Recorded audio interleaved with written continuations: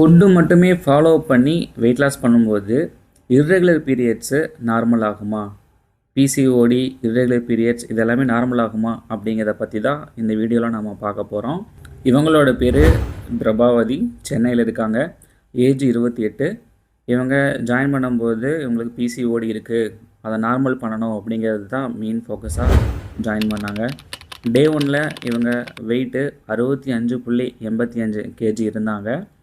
15 நாளில் 2 kilo weight loss பண்ணி 63.50 kg வந்தாங்க. டே 30ல் 3 கிலோ வெயிட் லாஸ் பண்ணி 60 கிலோ வந்திருந்தாங்க.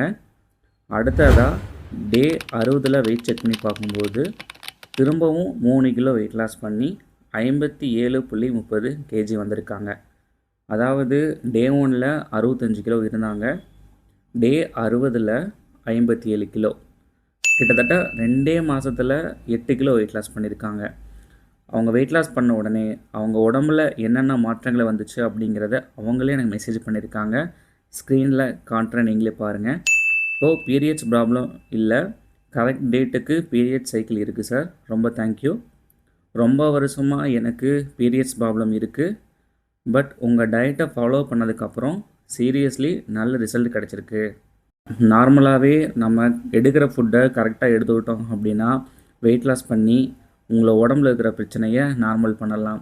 அது பீரியட்ஸாக இருந்தாலும் சரி, இல்லை டயபெட்டிஸ், பிசிஓடி எந்த பிரச்சனையாக இருந்தாலுமே உங்களுக்கு நார்மல் கொண்டு வரலாம். ஒவ்வொரு வீடியோக்கு முன்னாடியும் நான் டயட் பிளான் கொடுக்கறதுக்கு முன்னாடி எதுக்காக எதை உங்களுக்கு சொல்கிறேன் அப்படின்னா, திரும்பவும் நீங்கள் டீமோட்டிவேஷன் ஆகக்கூடாது, உங்களுக்கும் வெயிட் லாஸ் ஆகும் அப்படிங்கிற உதாரணத்துக்காகத்தான் மோட்டிவேஷன் பண்ணிக்கிட்டு இருக்கேன். உங்களாலையும் வெயிட் லாஸ் பண்ண முடியும், அதை மட்டும் திரும்ப நீங்கள் சொல்லிக்கிட்டே இருங்க. உங்களுக்கு டயபெட்டிஸு, பிசிஓடி, இர்ரெகுலர் பீரியட்ஸ்னு சொல்லி ஏதாவது ஒரு பிரச்சனை இருக்குது, என்னால் ப்ராப்பராக டயட்டை ஃபாலோ பண்ண முடியல, உங்களுடைய கைடன்ஸு சப்போர்ட்டு எனக்கு வேணும், உங்களை டைரெக்டாக நான் கான்டாக்ட் பண்ணி பேசணும் அப்படின்னு உங்களுக்கு தோணுச்சு அப்படின்னா ஸ்க்ரீனில் தெரிகிற டீட்டெயில்ஸை எல்லாத்தையும் ஃபில் பண்ணிவிட்டு எனக்கு வாட்ஸ்அப்பில் ஷேர் பண்ணுங்கள். உங்களுக்கு நான் பர்சனல் டயட் சார்ட் கொடுத்து ஃபாலோவும் பண்ணி வெயிட் லாஸ் பண்ணுறதுக்கு நான் 100% ஹெல்ப் பண்ணுறேன். ஜீரோ சுகர் சேனலுக்கு நீங்கள் இப்போ தான் முதல் தடவையாக வந்திருக்கீங்க அப்படின்னா சப்ஸ்கிரைப் பண்ணிக்கிங்க. அதாவது இன்றைக்கி வெயிட் லாஸ் டிப்ஸு 4ல் இருக்கும். இன்றைக்கி எந்த மாதிரி ஃபுட்டெலாம் எடுத்துக்கலாம் அப்படிங்கிறத பார்ப்போம். இந்த வெயிட் லாஸ் டிப்ஸு டே 4க்கு போகிறதுக்கு முன்னாடி இந்த வீடியோவுக்கு ஒரு லைக் பண்ணிக்கோங்க. காலையில் 6 மணிக்கு நீங்கள் 200 ml ஜீரக வாட்டர் எடுத்துக்கோங்க.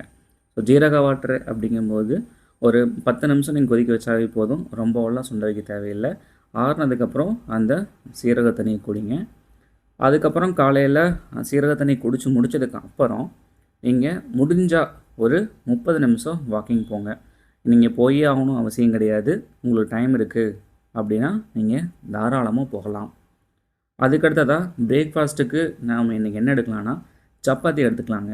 ஸோ இந்த சப்பாத்தியை ஃபுட் பிளேட்டை வச்சு நான் உங்களுக்கு எக்ஸ்பிளைன் பண்ணுறேன். இப்போது நார்மலாகவே எல்லாருமே ஒரு 3 சப்பாத்தி இல்லை 4 சப்பாத்தி சாப்பிடுவாங்க. பட் நம்ம டயட் பிளான் வெயிட் லாஸ் பண்ண போகிறோம் அப்படின்னாவே நாம் இந்த 3 சப்பாத்தி 4 சப்பாத்திலாம் சாப்பிட வேண்டாம். ஸோ வயிறு ஃபில் ஆனாவே போதும், அது சப்பாத்தி வச்சு நம்ம ஃபில் பண்ணக்கூடாது. அது கூட என்னெல்லாம் எடுத்துக்கலாம் அப்படிங்கிறத மெயினு.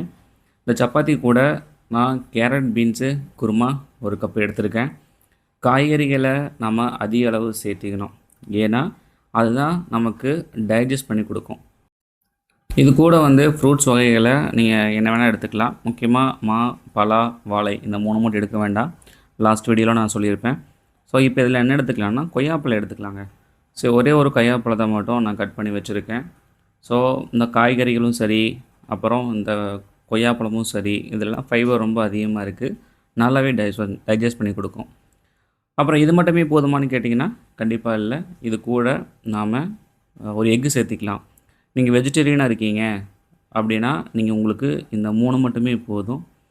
இல்லை எனக்கு ப்ரோட்டீன் எனக்கு வேணும் அப்படின்னு சொன்னீங்க அப்படின்னா எக்கு சாப்பிட்றவங்க ஒரே ஒரு முட்டையை வேக வச்சு எடுத்துக்குங்க.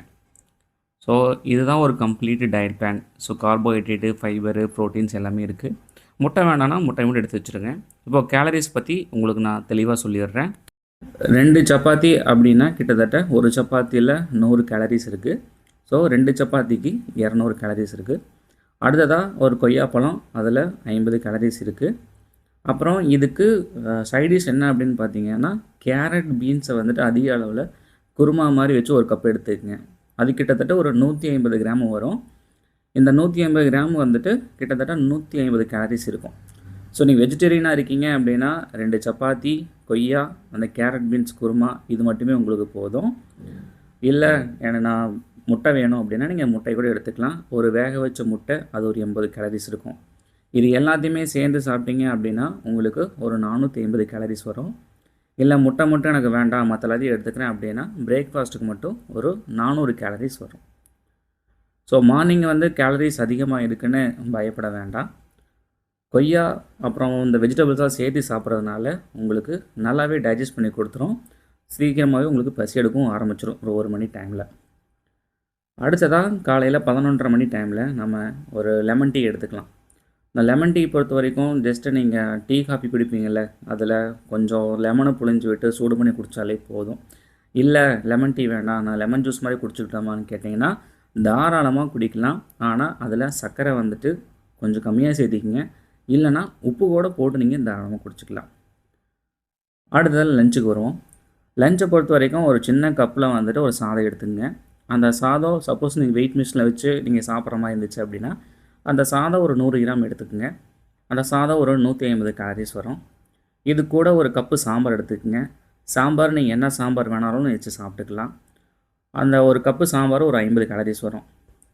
இது கூட வெஜிடபிள்ஸ் நம்ம என்ன எடுத்துக்கலாம்னா பீர்க்கங்காய் பொரியல் ஒரு 200 கிராம் எடுத்துக்கங்க.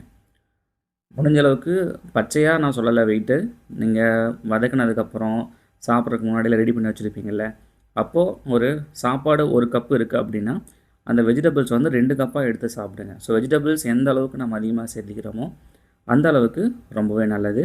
அந்த 200 கிராம் பீர்க்கங்காய் பொரியலில் ஒரு 150 கேலரிஸ் இருக்குது. அப்படி பார்க்கும்போது லஞ்சுக்கு மட்டும் ஒரு 350 கேலரிஸ் இருக்குது.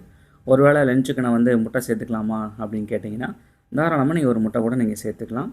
நான் இந்த டயட் சார்ட்டில் நான் முட்டை கொடுக்கல, நீங்கள் வேணும்னா சேர்த்துக்கலாம். அடுத்ததாக 4 மணிக்கு என்ன மாதிரி எடுக்கலான்னு பார்த்தீங்கன்னா, நீங்கள் ரெகுலராக எல்லாருமே டீ காஃபி அடிக்டாக தான் இருப்பீங்க. அதனால் நீங்கள் டீயோ காஃபியோ குடிச்சிக்கோங்க. சப்போஸ் எனக்கு டீ காஃபி குடிக்கிற பழக்கம் இல்லை, வேறு என்ன எடுத்துக்கலாம் அப்படின்னு தோணுச்சுன்னா நீங்கள் ஒரு கப்பு ஒரு 100 ml இல்லை 200 ml வந்துட்டு நீங்கள் பட்டர் மில்க் எடுத்துக்கலாம். அதாவது மோர் தாராளமாக எடுத்துக்கலாம். அதுக்கடுத்ததாக ஒரு 8 மணி டைமில் டின்னருக்கு வந்தோம் அப்படின்னா நீங்கள் டின்னருக்கு இட்லி தோசை அது மாதிரி சாப்பிட்ருப்பீங்க. ஸோ இதுக்கு வந்துட்டு நீங்கள் ஒரு கோதுமை தோசை ஒரு 2 எடுத்துக்கங்க. ஒரு தோசையில் ஒரு 100 கேலரிஸ் இருக்கும், 2 தோசையில் ஒரு 200 கேலரிஸ் இருக்கும். அது கூட வந்து தக்காளி சட்னி எடுத்துக்கங்க. அப்புறம் ஒரு வேக வச்ச முட்டை எடுத்துக்கங்க. ஸோ டின்னருக்கு மட்டும் பார்த்தீங்க அப்படின்னா ஒரு 300 கேலரிஸ் வரும். ஸோ டோட்டலாக ஒரு நாளைக்கு அப்படின்னு பார்க்கும்போது காலையில் ஒரு 480 கேலரிஸு, லஞ்சுக்கு 350, டின்னருக்கு ஒரு 300, கிட்டத்தட்ட 1100லேருந்து 1200 கேலரிஸ் வரும். இந்த 1200 கேலரிஸை வந்துட்டு நம்ம கொஞ்சம் கம்மி பண்ணணும். அப்படிங்கும்போது ஒரு 1 hour வாக் போனீங்க அப்படின்னா உங்களுக்கு ஒரு 200 கேலரிஸ் பக்கம் உங்களுக்கு பர்ன் ஆகும். அப்படி ஆகும்போது உங்களுக்கு 900 to 1000 கேலரிஸ்குள்ளே தான் இருக்கும். இது மாதிரி நீங்கள் கேலரிஸை கம்மி பண்ணிகிட்டே வந்தீங்க அப்படிங்கும்போது உங்களுக்கு நல்லாவே வெயிட் லாஸ் ஆகும். அப்படி வெயிட் லாஸ் ஆகும்போது உங்கள் உடலில் இருக்கிற பிரச்சனைகள் எல்லாமே கொஞ்சம் கொஞ்சமாக ரிவர்ஸ் ஆகிட்டே வரும்.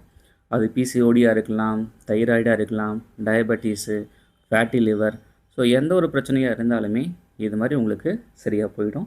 ஸோ பயப்படாமல் இருங்க. இன்றைக்கி டே 4ஓட டிப்ஸ் வீடியோ நம்ம பார்த்தாச்சு. நாளைக்கு டே 5ல் என்ன மாதிரி ஃபுட்டெல்லாம் எடுத்து நம்ம வெயிட் லாஸ் பண்ணலாம் அப்படிங்கிறத பற்றி நான் டீட்டெயிலாக சொல்கிறேன். ஸோ நாளைக்கு டே 5ல் சந்திக்கலாம். தேங்க்யூ.